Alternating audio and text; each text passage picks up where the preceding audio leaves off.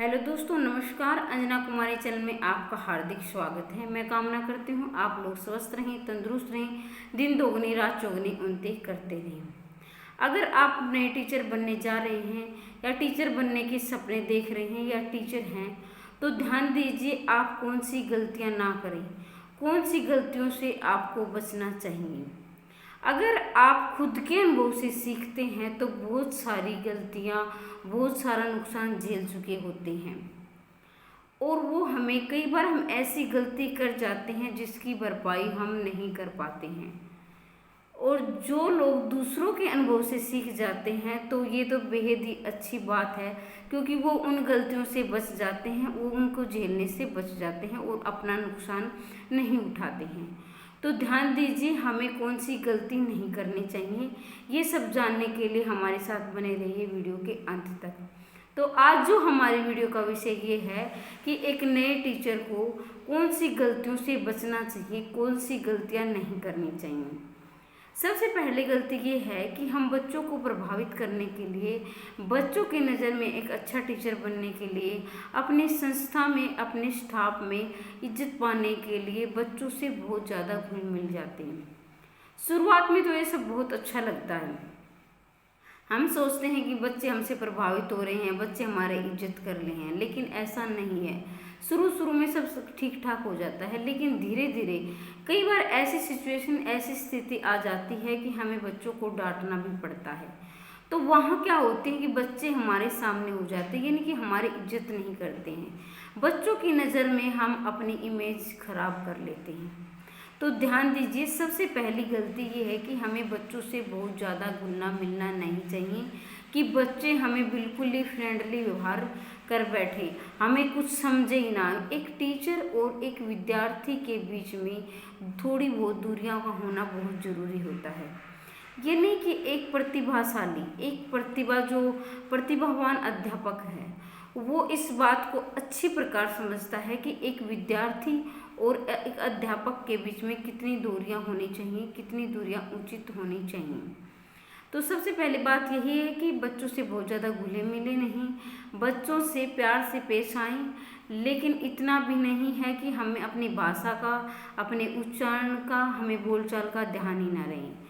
जो दूसरी जो गलती है वो ये है कि बच्चों से बहुत ज़्यादा अनुशासन ना करें, या ऐसा भी नहीं है कि बच्चों से इतने अनुशासन की उम्मीद रखें कि वो उनकी क्षमता से परे हो।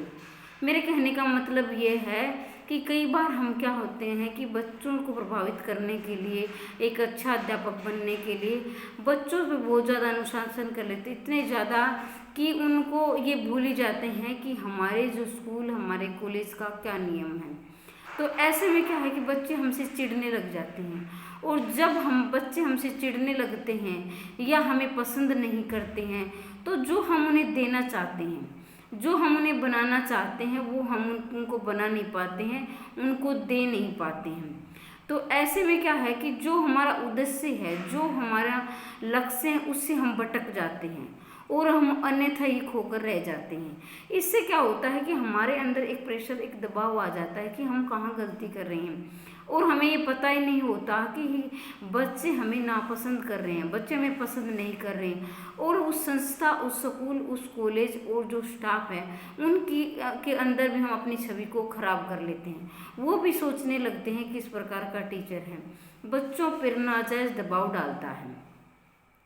अब जो तीसरी गलती है कि कुछ टीचर तीसरी गलती ये करते हैं कि उनके माता पिता से मिलने से झिझकते हैं।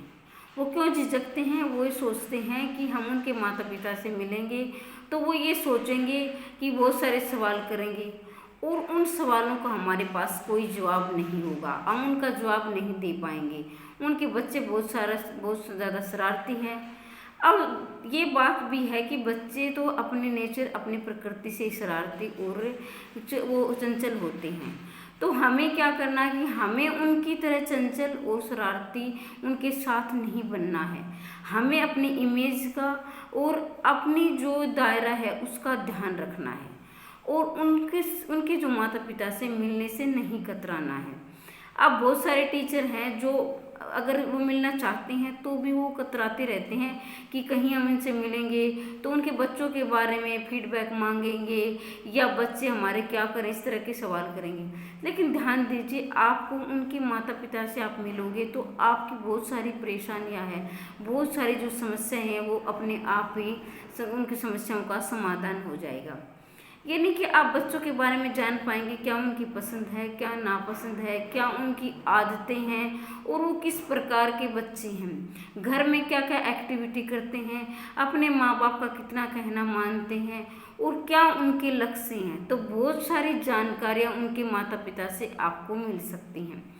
तो इस पर बात का विशेष ध्यान रखें, आप उनके माता पिता से मिलने से ना झिझकें और समय समय पर महीने में 2 महीने में उनके माता पिता से मिलते रहें और अपनी समस्या का समाधान करते रहें। और बच्चों की जो क्या ग्रोथ हो रही है, क्या विकास कर रहे हैं, ये इन्फॉर्मेशन भी आप बच्चों को समय समय पर देते रहें। अब हमने बात की बच्चों से बहुत ज़्यादा ना घुले मिले। दूसरी बात, बच्चों को अत्यधिक अनुशासन ना करें। तीसरी बात, उनके माता पिता से मिलने से ना घबराएं। अब जो चौथा पॉइंट है वो ये है कि बच्चों से उतनी ही उम्मीद रखें, यानी बच्चों पर हाथ ना उठाएं। कई बार क्या होता है कि हम बच्चे जो हमारी उम्मीद हैं उन पर खरा नहीं उतरते हैं, यानी जो हम उन्हें होमवर्क देते हैं वो ना करके लाते हैं, या कोई स्कूल या कॉलेज में ऐसी शरारत कर देते हैं जिससे कि हम उतावलेपन में होकर या गुस्से में होकर बच्चों पर हाथ उठा देते हैं। तो ध्यान दीजिए, गवर्नमेंट का भी ये रूल है कि हम किसी भी बच्चे पर हाथ नहीं उठा सकते हैं। अगर हमने बच्चों पर हाथ उठाया तो बच्चे क्या हैं कि आजकल के जो बच्चे हैं वो इतने अग्रसर है कि इतने उतावलेपन में होते हैं, उनमें इतना गुस्सा होता है। कई बार आपने देखा भी होगा कि किसी विद्यार्थी ने अध्यापक की हत्या कर दी, गोली चला देते हैं या सामने हो जाते हैं। कई बार के ऐसे केस आपने देखे होंगे। तो जितने आप अपनी उम्मीद से ज़्यादा बच्चों पर दबाव ना डालें, उन पर हाथ ना उठाए, भूल कर भी हाथ तो आप उठा ही नहीं सकते हैं।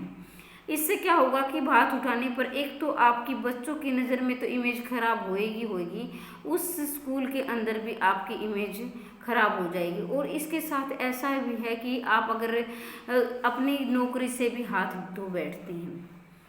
कई बार ऐसा हो जाता है कि सरकारी स्कूल हो तो वहाँ भी केसेस हो जाते हैं और ऐसे में उनकी नौकरी चली जाती है। प्राइवेट स्कूल वाला तो कोई आपको रखेगा ही नहीं। तो ध्यान दीजिए, आप बच्चों से अन्यथा ज़्यादा उम्मीद ना रखें और जितने आपका काम है, आपका होमवर्क है, आपका सब्जेक्ट का, और एक सामंजस्य बनाते हुए चले, बच्चों पर हाथ ना उठाएं।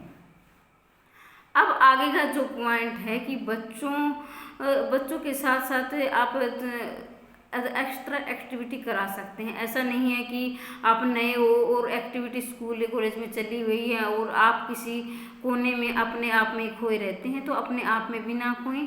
बच्चे जो स्कूल ग्राउंड या कोई फंक्शन के अंदर एक्टिविटी करें तो उसमें भाग अवश्य लें।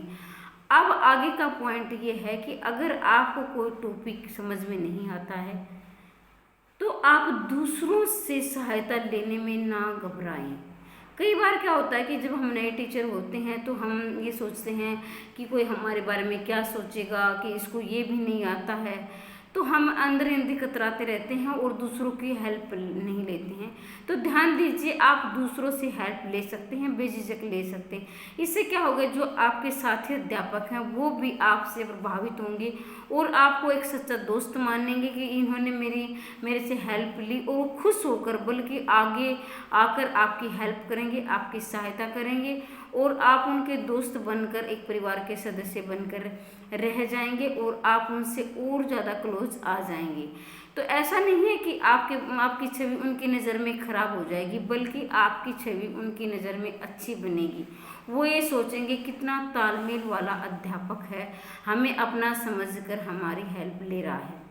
दूसरी बात, अगर दूसरे जो अध्यापक हैं आपसे हेल्प ले रहे हैं तो ये भी नहीं है कि आप अपने आप को बिजी समझते हैं। तो थोड़ी बहुत जहाँ तक आप कर सकते हैं, जहाँ तक आपकी क्षमता है, तो आप उनकी हेल्प कर सकते हैं। और इससे आप उनकी हेल्प करोगे तो उनको ये लगेगा हाँ कि ये एक दूसरे को आगे लेकर चलने वाला है, साथ लेकर चलने वाला है, और ये एक अच्छा साथी भी है, एक अच्छा अध्यापक होने के साथ साथ। अब जो हमारा अंतिम जो पॉइंट है वो है कि जब हमारे स्कूल को हमारी ज़रूरत हो, हमारे कॉलेज को हमारी ज़रूरत हो, और हो सकता हो किसी के समझ में नहीं आ रहा कि क्या करना है, आपके प्रिंसिपल को समझ में नहीं आ रहा, तो और अगर आपके अंदर में अच्छा आइडियाज़ हैं, अच्छे जो नियम हैं, अच्छे जो उदाहरण हैं, कुछ अच्छे अच्छे आइडियाज आ रहे हैं, तो आप बेझिझक होकर उन्हें बताइए। लेकिन ध्यान दीजिए, आपको उन आइडियाज पर आप आत्मविश्वास होना चाहिए। आपको अपने ऊपर आत्मविश्वास होना चाहिए कि ये मेरी नज़र में ठीक है, तो वो अवश्य ही खरा उतरेगा और आपकी छवि और आपकी जो क्षमता है वो पहचानी जाएगी। इससे आप आगे बढ़कर अपने आइडियाज़, नए नए आइडियाज़ दे सकते हैं। और ये भी नहीं है कि आप इतने संकुचित हो जाएं कि आप अपने सब्जेक्ट तक ही सीमित रह जाएं। आपके अंदर जो भी एक्स्ट्रा एक्टिविटी हैं, जो भी आपके अंदर क्षमताएं हैं, जो भी आपके क्रियाकलाप हैं जिनको आप पहले से करते आ रहे हैं अपने स्कूल में, अपने जो भी डिग्री हासिल की वहाँ से, तो वहाँ आप अपने निकाल सकते हैं। और अपने अध्यापकों का, जो आपके साथी अध्यापक हैं, अपने प्रिंसिपल का, अपने बच्चों का सहयोग करें। तो मैं यही आशा करती हूँ कि ये आपने इस वीडियो से कुछ सीखा होगा, और मैं कुछ ये भी उम्मीद करती हूँ कि कुछ अध्यापक ऐसे हैं जो पहले से जानते होंगे। तो ये मेरा आइडियाज़ आपको कैसा लगा, अगर वीडियो के नीचे कमेंट करके अवश्य बताएं। वीडियो को लाइक करें, शेयर करें, सब्सक्राइब करें, और आगे की जो वीडियो है वो किस प्रकार की आप चाहते हैं कमेंट करके अवश्य बताएं। वीडियो देखने के लिए धन्यवाद। हंसते रहें, मुस्कुराते रहें। आपका दिन शुभ हो।